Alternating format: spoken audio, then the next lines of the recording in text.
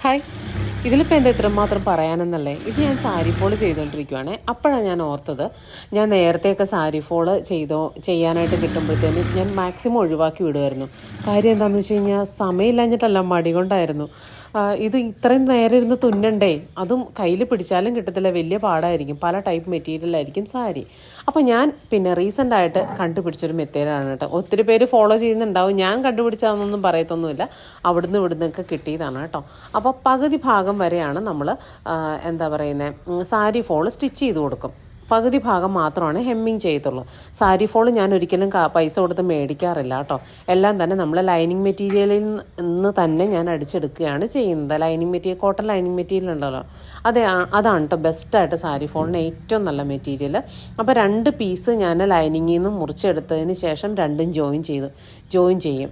Maximum ഒരു 2 മുതൽ 2.25 മീറ്ററോളം നീളം വേണം കേട്ടോ നമ്മുടെ സാരി ഫോളിന്. നോർമലി അത്രയാണ് നീളം വരുന്നത്. എന്നിട്ട് ഉടുക്കുന്ന ഭാഗത്ത് നിന്ന് നീളത്തിൽ അങ്ങ് വെച്ച് കൊടുക്കുകയാണ് ചെയ്യുന്നത്.